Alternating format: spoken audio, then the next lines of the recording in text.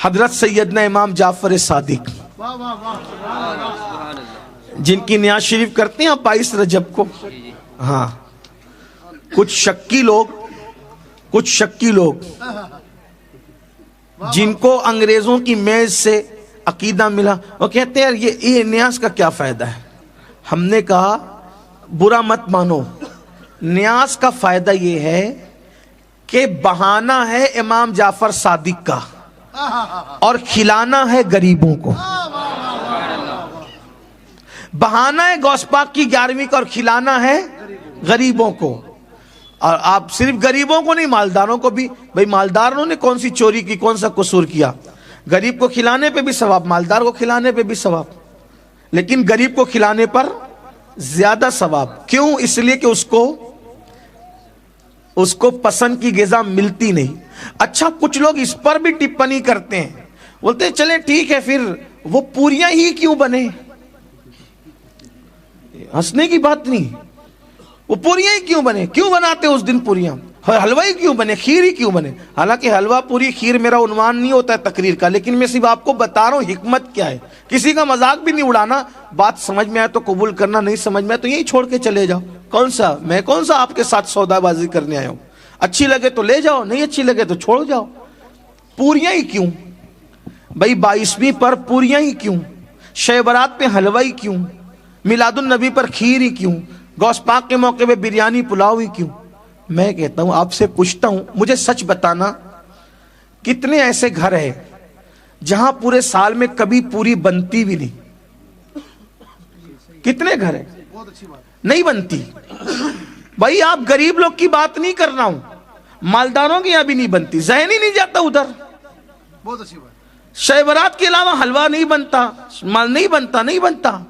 تو اب بزرگوں نے کیا طریقہ ایجاد کیا کہ بھئی امام جعفر صادق کے نام پہ پوری پکائیں گے, خود بھی کھا لیں گے, اور وہ غریب جو سال بھر کبھی ان کو پوری دیکھنے کو بھی نہیں ملتی. بھائیو آپ لوگ تو چلیں, ان میں بہت سے غریب بھی ہوں گے, مڈل کلاس بھی ہوں گے, اپر کلاس بھی ہوں گے. میرے جیسا آدمی جو روز آنا کسی نہ کسی, ہر دن نئے شہر میں رہتا ہوں, ہر دن, لیکن 22ویں کے سیزن کے علاوہ مجھے بھی پوری دیکھنے نہیں ملتی. وہ جو اس دن پکتی ہے نا, نہیں ملتی دیکھ. صحیح کہہ رہا ہوں. کئی مہینے ہو جاتے ہیں, عاشورہ کا جو کھچڑا بنتا ہے وہ اور دنوں میں دیکھنے نہیں ملتا ہے نا. ایسا ہی ہے, ایسا ہی ہے. تو یہ اس میں کیا حکمت ہے؟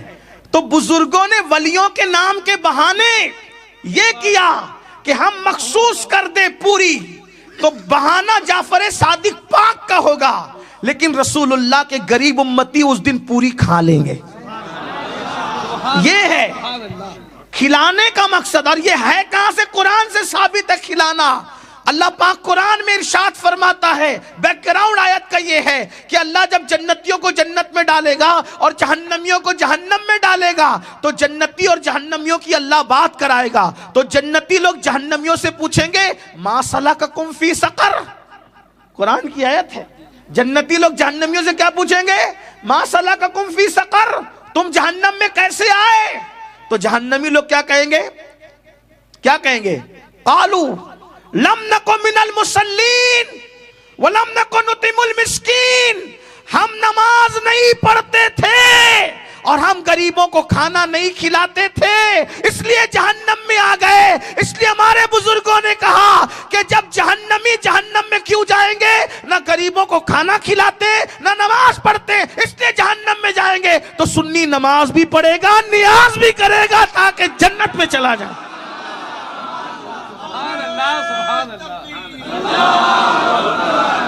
کچھ لوگ یہاں گالی دیتے ہیں کہ وہ اگر آپ امام جعفر صادق کی نیاز کرو گے تو وہ فلاں لوگوں سے مشابہت ہو جائے گی. میں نے کہا کیوں مشابہت ہوگی؟ کیوں مشابہت ہوگی؟ وہ فلاں سے ہو جائے گی, صحابہ کے دشمن سے مشابہت ہو جائے گی. ہم نے کہا ہمارا آسان طریقہ ہے, اگر صحابہ کے دشمن سے مشابہت کا خوف لگتا ہے تو ہم اہل بیت کا نام بھی فاتحہ میں لیں گے اور صحابہ کا نام بھی فاتحہ میں لیں گے. ختم ہو گئی, بات ہی ختم ہو گئی, مشابہت کا معاملہ ہی ختم ہو گیا. اور اگر بات اتنی مشابہت کی ہے تو پوری زندگی داڑھی مڈا کے یہودیوں کی مشابہت کرتا ہے, تب شرم نہیں آتی؟ پینٹ شرٹ پہن کر کے یہودیوں کی نقل کرتا ہے تب شرم نہیں آتی، تب مشابہت نہیں لگتی؟ اللہ اکبر، ننگے سر مشرکین کے مشابہت میں گھومتا ہے تب شرم نہیں لگتی؟ تجھے ساری مشابہت جعفر صادق کی نیاز کے وقت ہی آتی ہے؟ تجھے ساری مشابہت مولا علی کی ولادت کے وقت ہی نظر آتی ہے؟ ساری مشابہت عظمت آل البیت کے وقت نظر آتی ہے؟ ساری مشابہت اولیاء اللہ کے وقت نظر آتی ہے؟ ساری مشابہت صحابہ کرام کی عظمت کے وقت نظر آتی ہے؟ ساری مشابہت رسول اللہ کی میلاد النبی کے وقت نظر آتی ہے؟ اور شرم کرو شرم، نبی کا کلمہ پڑھ کے اور تم پر میرے آقا کی عنایت نہ سہی؟ کلمہ پڑھانے کا بھی احسان گیا؟ اللہ کے بندوں کوئی مشابہت نہیں ہے۔ پھر کہتے ہیں اچھا ٹھیک ہے تو پھر 22 کو مت کرو، فلاں دن کرو۔ کس دن کریں ہمارا اختیار ہے، کس دن کریں ہمارا اختیار ہے، اس لیے کہ نظر کے لیے کوئی دن نہیں ہوتا، کوئی ٹائم نہیں ہوتا، کوئی وقت نہیں ہوتا۔ ہم جب چاہیں گے تب تک کرتے رہیں۔ وہی امام جعفر صادق جن کی نیاز بند کرانے والے بند ہو گئے، لیکن نیاز جعفر صادق بند نہ ہوئی۔ یہ امام جعفر صادق غوث پاک سے پہلے غوث ہوئے، انہی کی بات ہے، بس وہ بات پوری کر دوں۔ جنت بانٹ، امام جعفر صادق رضی اللہ تعالیٰ کا ایک پڑوسی تھا، تو آپ نے اس پڑوسی سے کہا یہ گھر بیچو گے؟ اچھا، حضرت مالک بن دینار نے تو گھر کس کے لیے لیا؟ رقم کس کے لیے لیا؟ غریبوں کے لیے۔ یہ نبی کا بیٹا ہے، پھر یہاں اختیار کچھ بڑے ہوتے ہیں، یہاں اختیار، ہاں نبی کا شہزادہ ہے نا اختیار۔ آپ کو گھر پسند آ گیا، پڑوسی سے کہا کہ اس کو بیچ دو۔ ارے حضرت کتنے میں؟ حضرت نے فرمایا تجھے جنت دوں گا۔ اس پہ میں نہیں بولوں گا سنیوں کو کہ بولو سبحان اللہ۔ ہاں، اگر امام جعفر صادق کی اتنی بڑی بات پر بھی کوئی سبحان اللہ نہیں بولے تو پھر مجھے اس پر افسوس کے ساتھ۔ اللہ اکبر۔ یا تو آپ پر سردی کا اثر آ گیا ہے یا تو پھر کسی اور کا اثر آ گیا ہے۔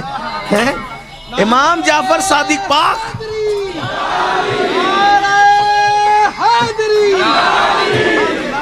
امام جعفر صادق پاک فرماتے ہیں مجھے بیچ دے، اس کے بدلے تجھے جنت دوں گا۔ لوگ نانا کے جنت دینے کا انکار کرتے ہیں، یہاں تو بیٹے کا بھی اتنا پاور ہے۔ آل رسول کا فرماتے ہیں جنت دوں گا تجھے، اس کے بعد تجھے اپنا گھر دے، میں تجھے جنت دوں گا۔ کیوں؟ اس لیے کہ باپ کا مال تو اولاد ہی کا ہوتا ہے نا۔ باپ کا مال کس کا ہوتا ہے؟ اولاد کا ہوتا ہے نا۔ جد کا مال کس کا ہوتا ہے؟ اولاد کا ہوتا ہے نا۔ جہاں بانی عطا کر دیں، بڑی جنت ہبا کر دیں، نبی مختار کل ہے، جس کو جو چاہیں عطا کر دیں۔ سب تو نبی کا ہے کائنات میں، وہی جب سب نبی کا ہے تو جعفر صادق بھی تو اولاد نبی ہیں۔ کیا اختیار ہے، اللہ اکبر۔ کیا فرمایا؟ جنت دیں گے۔ اچھا جنت دیں گے، ٹھیک ہے۔ وہ خوش عقیدہ تھا، وہ تھا کہا ٹھیک ہے یہ لے لیجئے ہمارا گھر اور لکھ دیا جنت۔ جعفر صادق، امام جعفر صادق کی ضمانت پہ جنت۔ اب وہ جنت جو وہ کاغذ لے لیا۔ ایک بات آپ کو کہوں، آپ گھر جا کے شاید یہ سوچیں گے بھی کہ یار یہ کیا بات ہوئی، اس لیے کہ یہ باتیں سب کو ہضم۔ اگر آپ تھک نہیں گئے تو میں صرف آپ کو بتانے کے لیے ایک بات کہوں۔ ایک بار دیکھو، سب بات ہوتی ہے عقیدت اور یقین کی، ہے نا۔ زبیدہ نے ایک مرتبہ بہلول دانا سے کہا کیا کر رہے ہو؟ بولے گھروندہ بنا رہا ہوں۔ کیا بنا رہا ہوں؟ کیا بنا رہا ہوں؟ گھروندہ۔ کہاں؟ جنت میں۔ جنت میں گھروندہ بنا رہا ہوں۔ اور جنت میں؟ ہاں جنت میں محل گھروندہ، ہاں جنت کا محل تیار ہو رہا ہے۔ اور بنا کیا رہے تھے؟ مٹی کا گھر، مٹی کا چھوٹا سا گھر۔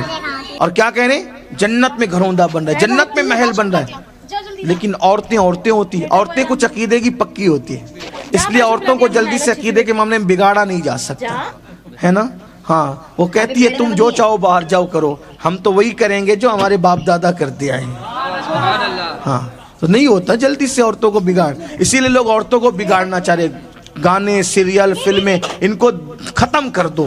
دین عورتوں سے ختم ہو جائے گا تو مردوں سے خود بخود ختم. میں آپ کو کہتا ہوں کربلا کبھی قائم نہ ہوا ہوتا اس شان سے اگر امام حسین کو فاطمۃ الزہرا جیسی ماں نہ ملتی.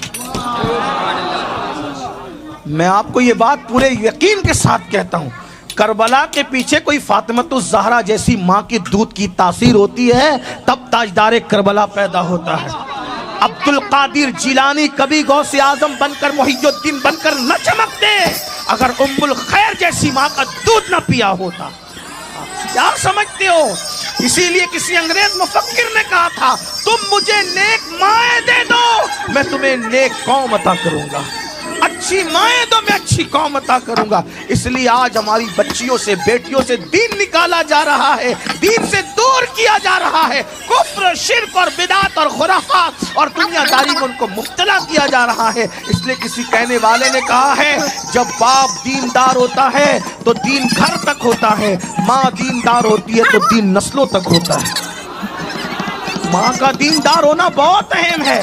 اس لیے اپنی بچیوں کو علم دین دو, دین کی تعلیم دو, بچیوں کو دیندار بناؤ, بچیوں کو پرہیزگار بناؤ, بچیوں کو متقی بناؤ. یہ سیریل, یہ فلمیں, یہ گانے, یہ تماشے, یہ آزاد خیالی سے دور رکھو.